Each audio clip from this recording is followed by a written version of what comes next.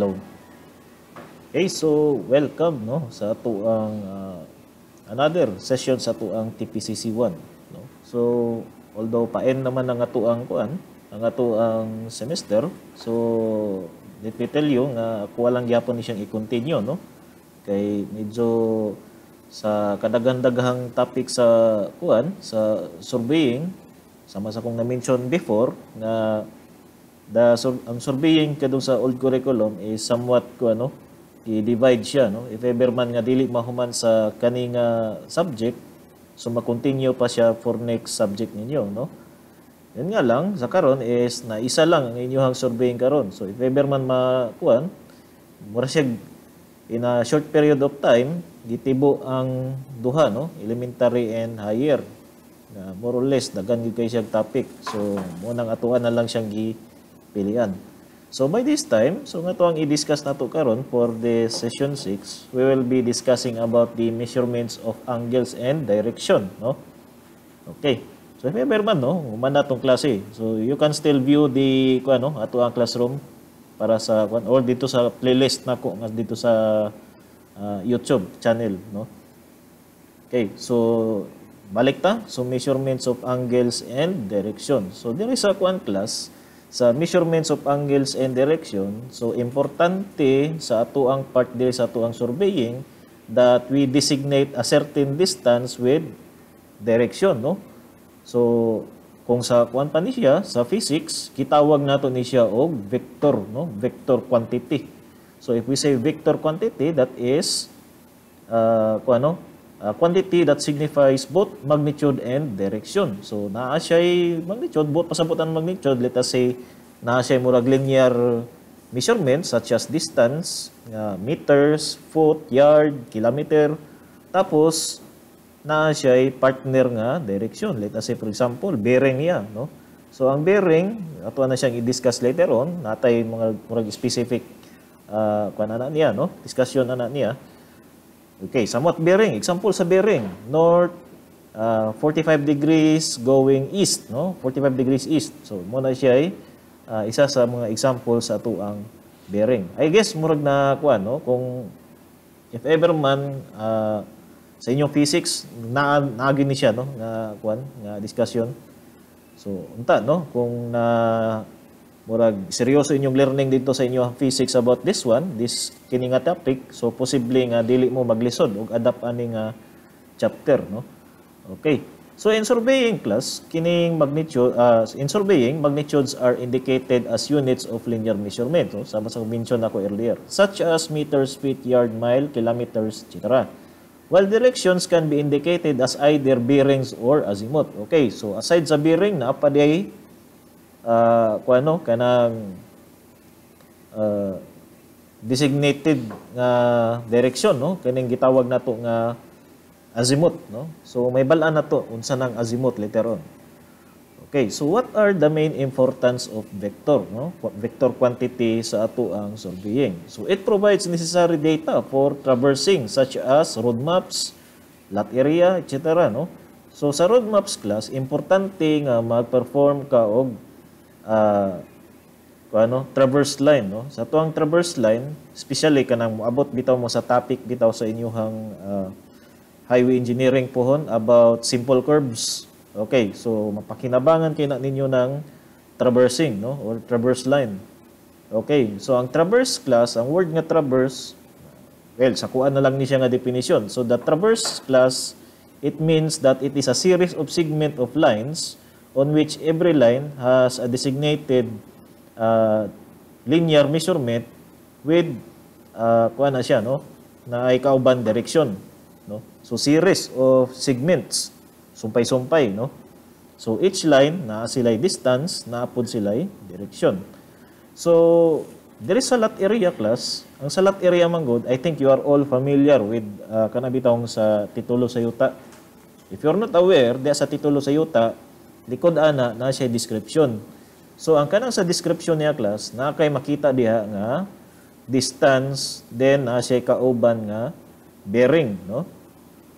So ang bot pasabot ana niya class, mura siya naghatag siya description kung unsay porma sa imuhang lote no, unsay iyahang boundary line, no? Okay.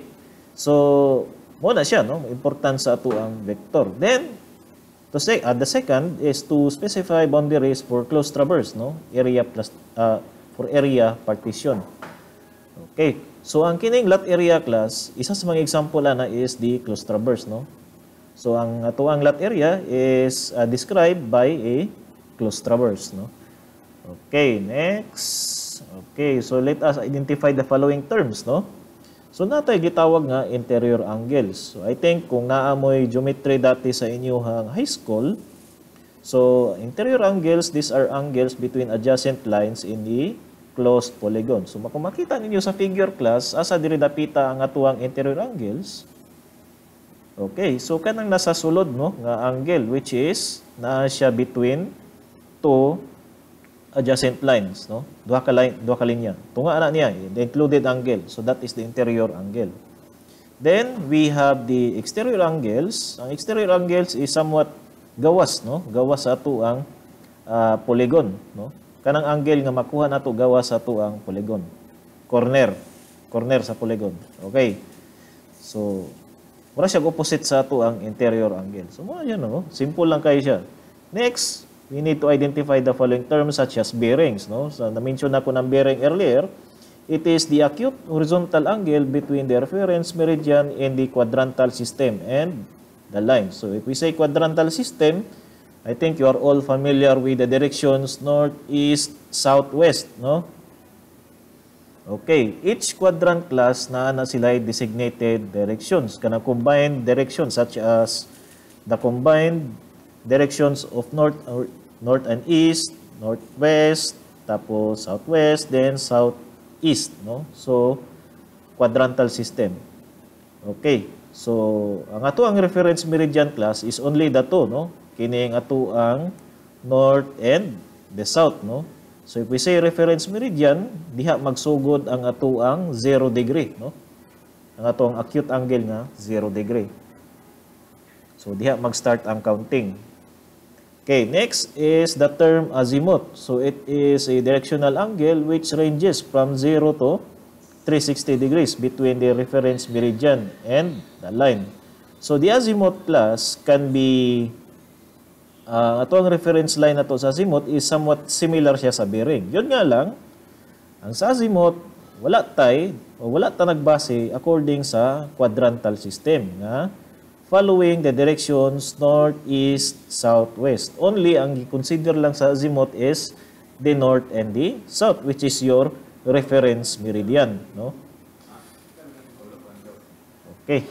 So, next. Okay. Natay ko no? Natay further discussion about aning bearing ang azimuth later on.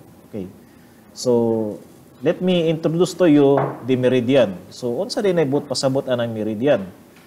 Ang meridian class, mo na siyang murag reference point, reference line na to, no? The reference point or the reference line. Kung asa na to ibase ang ato ang direction, no? Or kanang global direction, north and the south. So, naatay upat ka klase in order for us to establish the meridian. Naatay gitawag nga true meridian. So, unsa man ang true meridian? So, it is a generally adapted reference line in a surveying practice where it is based according to astronomic and geographic meridian known as the north and the south poles, no? So, kung ibase nato siya sa mapa class, no? Okay, ang ato ang mapa manggod is gi-assume magid siya nga ang earth is flat, no? So, ang kanang diya sa ibabaw nga portion sa mapa, mo na siya the location of the north pole, no? And the bottom portion is the south pole. So, ang kanang nga portion class, it is designated by means of geography. Kanang sa taas ug sa ubos, those are what we call as the meridian, no? Okay. So, by this, we designate that one as a true meridian. Then, lahi po ni siyang sa magnetic meridian. Ang kining sa magnetic meridian class, it is the meridian that was based according to Earth's magnetic attraction. Okay, what's the difference between the true and the magnetic? Ang sa true class, by means of geography. Kanang sa kuan mismo, kanang Earth's hemisphere, no? Okay, hemisphere ba na siya? Or basta kanang sa iyahang misyong geography niya, no? Geography niya. So muna siya gibase ang true meridian. Samantalang sa magnetic meridian is gibase siya according sa Earth's magnetic attraction. Okay, however, it is not considered as a true meridian since the location of its attraction can't be permanent in one place, no? So para makabalo mo class or masayod mo nga to ang magnetic meridian is dili nato siya ma-consider as a true meridian. It's because ang ato ang magnetic pole class magbalhin-balhin na siya location, no? Okay. So since kung magbalhin-balhin na siya location, although okay man siya nga i-assume nato siya as true meridian, but we must apply a correction on that one, no? Anyway, naatay correction para ana, no? Kanang magnetic inclination niya. Murag gamay ra man siya nga kwan, diferensya siyang angle, but if you disregard po na nimo class, murag dako po kay siya error ang iyang matag. But anyway, it doesn't kuan kanang dili man kay siya worst, no? Okay ra man gyapon siya i-subject nimo ang magnetic meridian ay kuan nimo designate ang magnetic meridian as your or i-assume, no? I-assume nimo ang magnetic meridian into true meridian. No? So dili po siya worst case scenario. So naatay gitawag pod nga okay, next, gitawag na grid meridian. So, it is a fixed line of reference parallel known as the longitude mark on the hemisphere. So, I think you're all murag na kuan ninyo, no? Napansin ninyo ang kanang sa kuan class, globe class. Natay makita nga mga horizontal and the vertical lines, no? Ang kanang horizontal lines, that is what we call as the latitude, no? Ang vertical mo na siya ay longitude. Now, kanang longitude mark class, okay, kana siya, that point, all points or all longitude marks are all connected to each other from north and south, no? Okay. So, by this one class, nga to ang longitude mark, we can assume that one as a meridian, no? Okay. So, okay po na siya. I-assume na to as the true meridian. It's because the true meridian is based according to geography. And the grid meridian is also established in that manner, no? And lastly, natay gitawag nga assume meridian. So assume.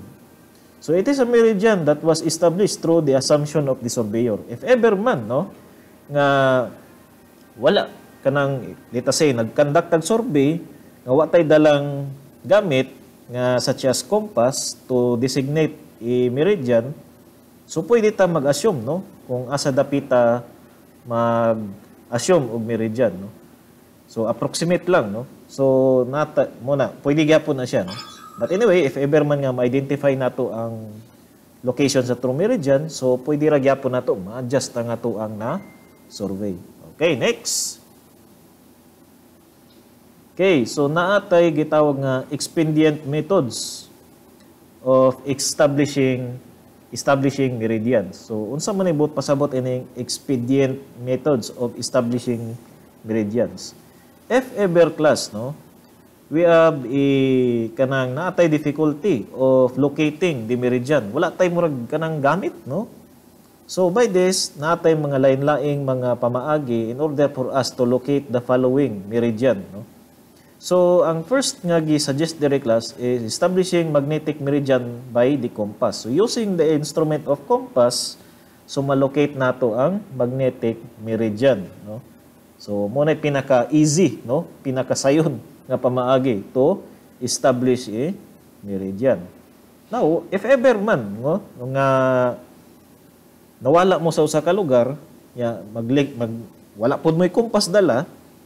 So, you can also determine the true north by the aid of the sun and the plumb line. So, kung naa kay plumb bob, tapos wadto ka sa hawan nga lugar, mag-establish ka og ingon ani nga setup, no? Setup sa murag instrument, no? Let us say all you need is a wooden pole, tapos butang ka og support sticks. Tapos i-trace nimo ang imuhang i-trace nimo ang shadow sa wooden pole, no, nga that is casted by the sun, no. Okay, ang kuan man pag ang sun mag-cast man siya shadow, so i-trace nimo. And by this, kung ma-trace nimo ang path sa shadow of the pole's tip, so ang nasa middle portion ana niya, so we may able to determine the direction of the true north, no. So ibase nimo diri sa figure class, so ingon ani ang setup, and you may able to determine the location of your true north, no. Okay, so dagan pang lain pamagi class, no. Natay determining the true north by rising and setting of the sun. So, ang kinahanglan lang nato diri class, if ever wala gyud kay instrument, no, dili po ka kabalo atong sa ikaduha nga kuan suggestion. All you need to do is to locate kung asa nag-rise ang sun o kung asa pod nag-set ang sun. So, imong i-assume nimo imong kaugalingon, i-arrange nimo imong kaugalingon nga kung asa gani dapita ang rising sun, i-locate nimo imong kuan, i-locate mo yung kaugalingon na ang rising dapat nasa may right side, no? And the setting will be at the left side. So, between the two, mo to ang direction, kanang direction above na is what we called as the location of your true north, no? So, malocate ninyo mo ang imuhang true north if you arrange yourselves by facing, no? Facing yourselves that the rising point of the sun will be at the right and the setting of the sun as the left. Then above na is the, or where you are facing now is the location of your true north, no. Okay, so approximate lang ni siya class, no, dili ni siya exact, no. So approximate lang. Okay, next. Okay, so determining the true north by the Polaris, no, or the North Star. So, unsaon man nimo pag-locate sa North Star? So, on the class, sa gabi class, sa clear sky, sa gabi, pangitaon lang nimo ang imuhang Big Dipper, no? So, I think you are all familiar with the Big Dipper. Big Dipper ba kanang constellation bitaw sa kuan bitaw? You can makakita mo kining formation sa star nga porma siya og kanang dipper o kanang bitaw murag kanang kabo, no. Okay, so by this one class, so tanawon lang nimo ang tip dire sa imuhang Big Dipper, no. And the Big Dipper kanang iyahang kuan niya, pointer stars niya kining duha dire sa may tumoy niya, nagtudlo na siya dito sa iyahang North Star, no. So nganong ibase man nato siya sa North Star? Ang North Star class, that is the only star sa ato ang night sky nga wala siya naglihok, no? Maskin pa og ang Big Dipper nagtuyok-tuyok na siya unsa siya nga kuan porma every night, ang North Star nagpundor gyud na siya siyang location. So kung asa dapita ang North Star, mao na siya ang location sa North Pole, no? So malocate nimo ang North Pole or the true north by locating the North Star, no, or the Polaris. Okay, so that is how to determine your true north. Next, another thing, no? Kung kanto siya ang North Star is your basis of your true north, napud tay para sa true south, no? Opposite man ni sila, no? Okay. All you need to do is to pangitaon nimo sa night sky sa gabi ang Southern Cross nga constellation. So unsa man ang Southern Cross? Kanang naa kay makita sa gabi nga upat ka bright kayo nga bituon, no? Kanang kuan, siga kay nga bituon nga nagporma siya cross. Okay, so imuha lang kwintahon nimo murag approximate distance. Kuhaon nimo approximate distance between the distance from the upper and the lower portion of the cross. So mag-measure ka og about at least 4.5 of that distance, malocate nimo ang location sa South Pole, no? Okay, so that is the location of your South Pole by using the Southern Cross, no, as your reference. Okay, next. Okay, determining true north or true south by wristwatch, no? Gamit ang imong relo. So malocate nimo imong true north by using your wristwatch. Now, to tell you what class, this one is only limited pag ikaw naa sa usa ka lugar such as the north temperate zone or in the south temperate zone.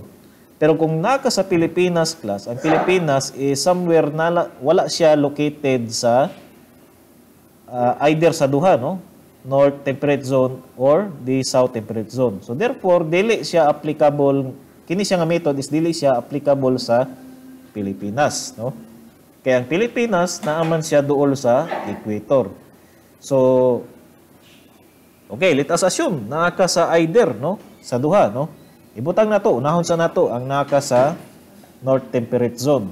Kung naka sa north temperate zone class, i-arrange nimo ang imuhang wristwatch in this manner, putting the sun at the left side, no? Tapos ang imuhang kuan class, ang hour hand sa imuhang wristwatch, itutok nimo siya sa sun. Okay, so pinakanindot ani siya, ibuhaton nimo ni siya during hapon, kaysa buntag baliktad ang method nimo pagbuntag, no? Kini siya is ideal for afternoon. So imong itutok nimo ang imuhang hour hand sa sun, then kwaon nimo ang angle between the hour hand and the 12 mark sa imuhang relo. Between anak nila, that is the location of your true south, no? Okay, so ma-determine na nimo ang location sa imong true south by means of getting the midpoint of the hour hand and the 12 mark, no? Okay, 12 mark. Okay, next. That is kung naa ka sa north temperate zone. How about kung naa ka sa south temperate zone? Okay, sa south temperate zone, okay, baliktad ang imuhang setup, no? So assuming nga gi-perform nimo ni siya nga experiment during hapon, no? So again, okay, i-arrange nimo ang imuhang wristwatch karon diri sa south zone, south temperate zone, ang 12 mark mo siya imuhang itutok dito sa sun. And the hour hand, okay, itutok nimo ang 12 mark sa imong relo dito sa sun. Dayon, kwaon nimo ang angle between the 12 mark and the hour hand, no? Then on the middle of that the middle distance of that 12 mark up to that hour hand, malocate nimo ang location sa imuhang true north, no? Okay, so that is how to determine your true south or true north. Again, applicable lang ni siya para sa north if you are located at the north temperate zone or a south temperate zone. Okay, next. Okay, moral to siya ang pamaagi, no? If ever on how you will able to determine or establish or locating your true north, no? Okay, so diri na ta sa determining directions, no? Okay, unahon nato ang bearing. So, sama sa gi-mention earlier, bearing is an acute horizontal angle between the reference meridian in a quadrantal system and the line. So, additional information that in bearings, north and south were always the reference meridian, and the direction angle must always begin at the north or a south meridian. So if ever man, okay, such as these examples, we have the following lines that is nakatutok siya in any other direction. So let us say line PA. Okay, at point P, tapos A, no? Now, to determine the bearing of the line PA, so naa siya'y acute angle of 44 degrees 30 minutes starting from the north axis, no? So starting from the north axis, we will read the bearing as north 44 degree 30 minutes east, no?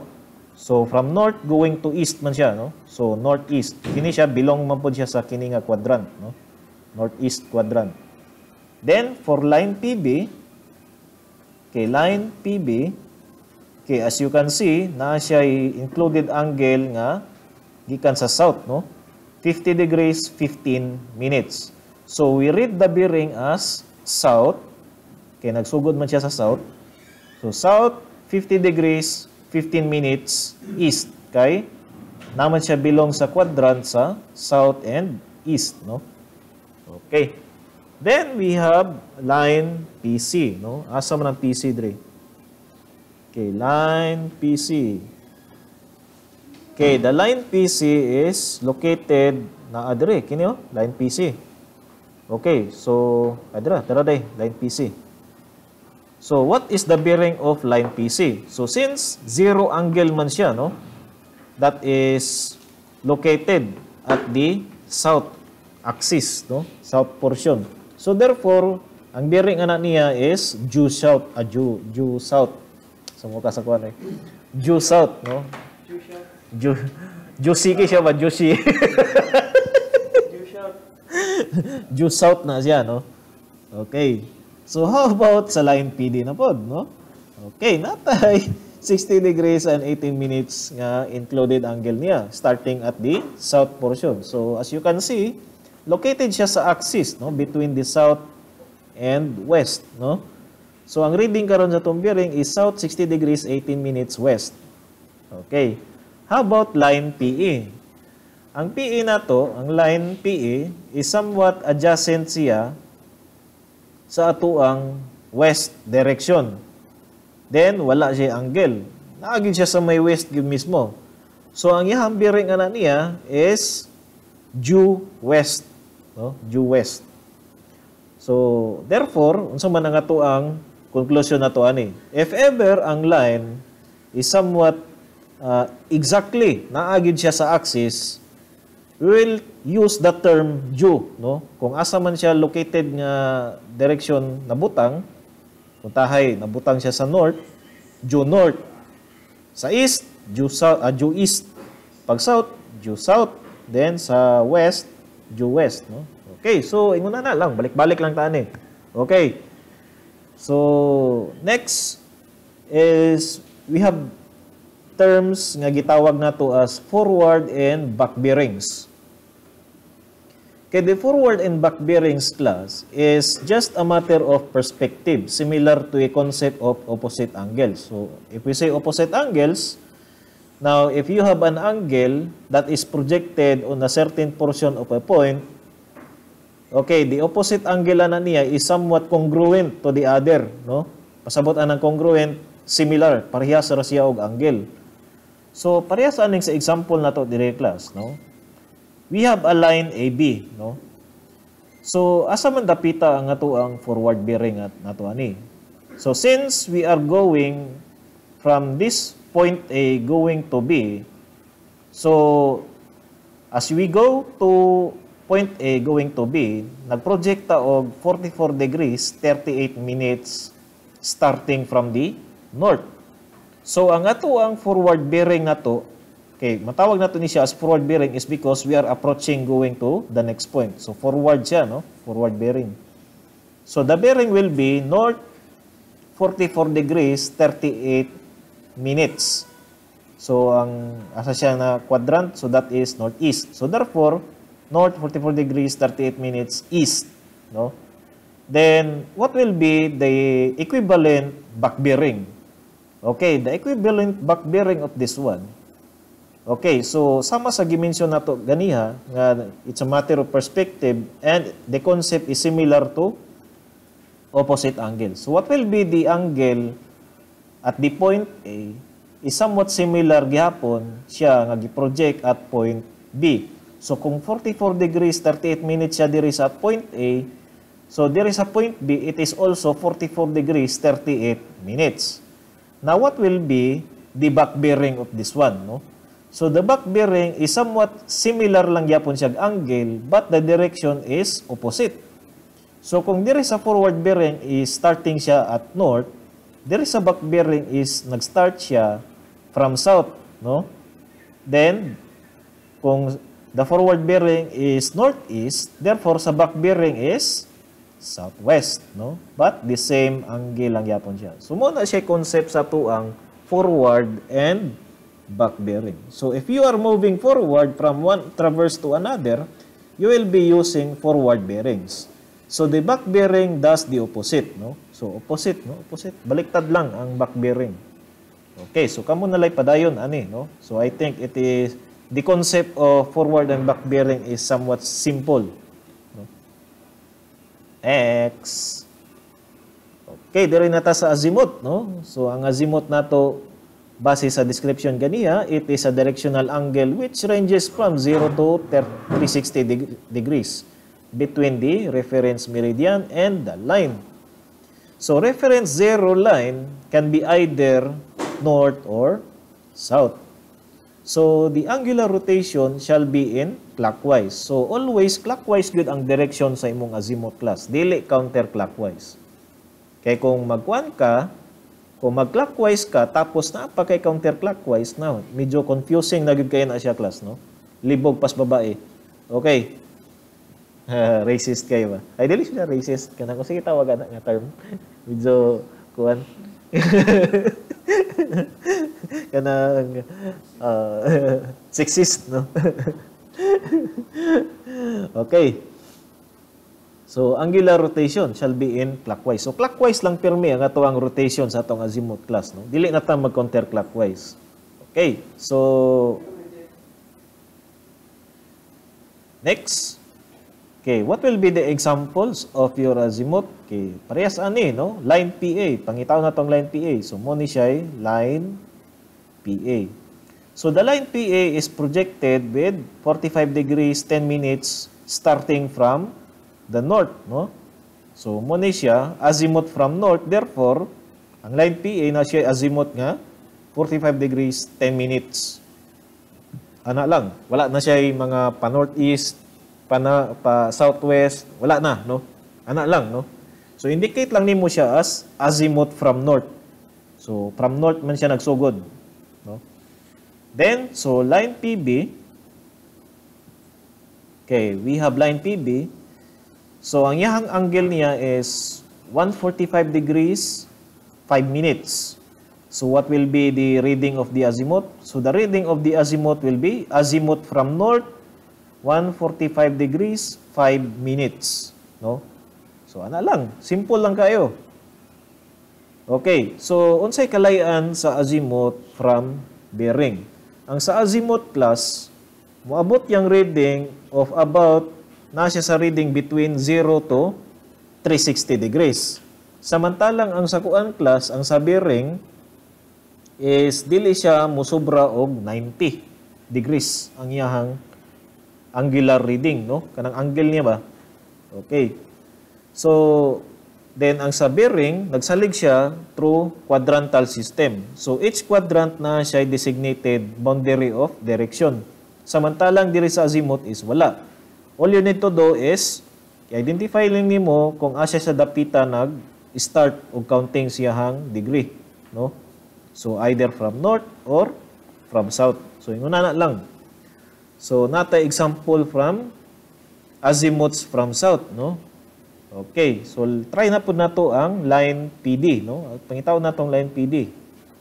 So ang line PD class, okay, ang iyahang reading niya is equivalent to 270 degrees. So therefore, i-designate nimo as azimuth from south 270 degrees, no? So ana lang. So that is how to designate sa azimuth. So kung ako'y pastoryahon, mas dali ang azimuth compare sa bearing. Well, depende naman na siya kung asa mo anad-anad. But the commonly used direction is the bearing, no? Bearing. So the commonly used directional format na to is the bearing, dili ang azimuth. Although ang azimuth is somewhat mas dali ra siya, no? Okay, next. Okay, so parehas sa kuan class bearing naapod tay gitawag nga forward and back azimuth, no? Okay, so the forward and back azimuth must be at the same zero reference, either north or south line. So kung unsay imong assumption class sa imuhang pag-gather og data, it is always assume nga dapat kung mag-north ka, mag-reference kag north, dapat north tanan, no, imuhang traverse. Dili ka mag-north tapos mag-south na pod, tapos north-south. It should be uniform, tanan. So kung north ka, north tanan. Kung south ka, south tanan. Okay. Now, sama sa example na to diriya, no? So the forward and back azimuth must have a 180 degree difference. Kung unsaon na to pag-identify, no, between the forward and the back azimuth. Kung tama ba siya. Okay. So let us say for example at point A, no? Point A going to point B. So the forward azimuth will be equivalent to 230 degrees. Karon, pag-abot na to sa point B, kung i-read na to, kung magpadulong tagbalik sa point A, natay nakuha nga angle which is equivalent to 50 degrees, no? So ang back azimuth na to sa point BA is equivalent to 50 degrees. Sa AB is 230. Now, sama sa gimension dire is forward and back azimuth must have an 180 difference. If we try to subtract 230 from 50 degrees, no, the answer would be 180 degrees. No? So, para ma-check nimo class kung tama ba na forward ug back ang forward and the back azimuth must coincide, kinahanglan i-check nimo siya nga 180 ang ilahang diferensya, no? 180 degrees. Okay, so sama ani nila, no? So 180 degrees gid sila, no? Okay, so we have at line BC, no? So sa line BC, we have forward azimuth of 314 degrees, no? Then ang iyang back azimuth is 134. Kung imo na siyang i-subtract class, ilahang diferensya is always 180, no? 180 gyapon. Okay, so muna siya tama. Okay, next. Okay, azimuth to bearing conversion. So, it is possible also class nga if your data is azimuth, then you are going to convert that one into a bearing. Possible kay na siya class, no? Pwede siya. Okay, all you need to do is, okay, let us say for example, na kay given azimuth such as line BC, no, which is equivalent to 112 degree 46 minutes. So imong buhaton ani is to identify kung asa siya located nga quadrant. Now, as you can see in this figure class, the line BC is somewhat located at the quadrant which is located sa directions na siya sa may boundary directions of south and east. So, as we know class, sa bearing, kinahanglan magsugod ang iyahang reading siyang angle either sa south or sa north. So, since naa siya pabor sa south, so magsugod ta sa south. So, we need to identify the angle going from the south, no? Okay. So, to get this angle class, naamantay azimuth nga 112 starting from north, no? Azimuth from north. So we have a solution of 180 degrees minus beta. So ang beta nato mao na siyang angle sa atong azimuth. So 180 minus beta, and therefore 180 minus 112 degrees 46 minutes, and our angle alpha is 67 degrees 14 minutes. So sama sa mention sa to ang gimension earlier, na siya located sa may southeast. So the reading of the bearing is south 67 degrees 14 minutes east, no? So inguna na siya pag-convert. So karon the equivalent azimuth coming from north of 112 degree 46 minutes is south 67 degrees 14 minutes east. Okay, another problem 2. Okay, we have azimuth from north that is equivalent to 228 degrees 15 minutes. Okay, so kuan siya, no? lampas siya 180, no? Okay. So, ang atuang line DE class is naa siya belong sa quadrant between southwest, no? So, we need to identify the angle coming from the south, no? That is the alpha, and we designate the angle from the azimuth as beta. So, since lampas man siya o 180, okay, so we need to acquire this angle alpha, we need to have the solution of beta minus 180, no? So, bawasan na to siya 180, so mabilin is kining angle. So, karon ang ato ang angle is equivalent to 48 degrees 15 minutes. And therefore, the direction is south, 48 degrees 15 minutes west. Okay, so that is how to convert from azimuth to bearing. So, last problem, problem 3, no?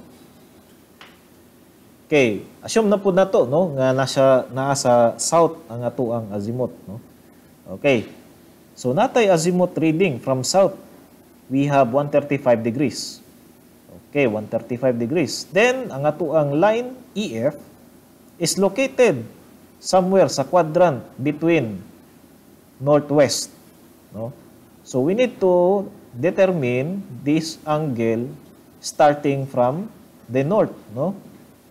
Okay. So, ang atong formula nato diri sa atong solusyon will be 180 minus beta, no? So, the beta is the angle coming from the south, no? Bearing na to, no? Okay. So, 180 minus 135, so 45 degrees. And therefore, the direction or the bearing now is equal to north 45 degrees west.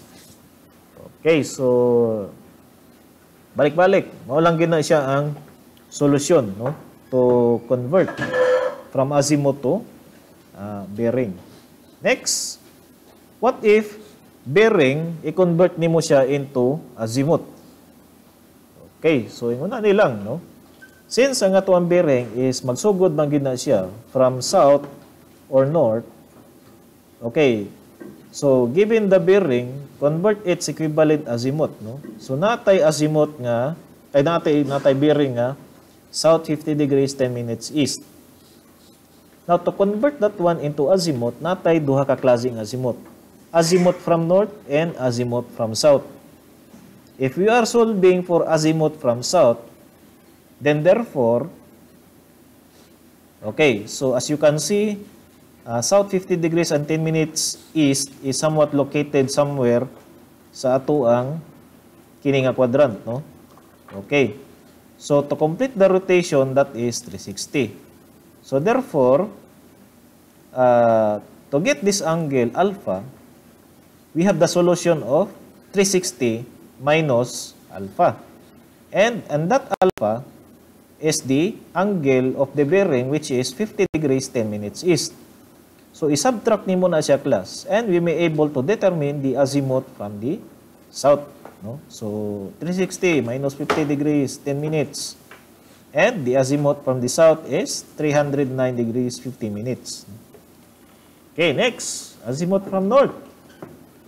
So, the azimuth from north is somewhat wa siya kaabot og 180, but the angle is somewhat naa siya sa may south.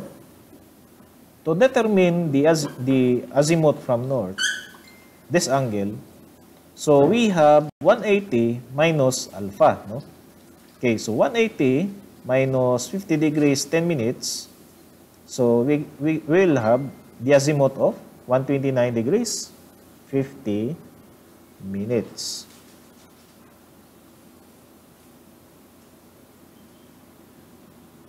Okay, next, that is an example for the problem 1. Okay, problem 2. Okay, convert south 45 degrees 50 minutes west.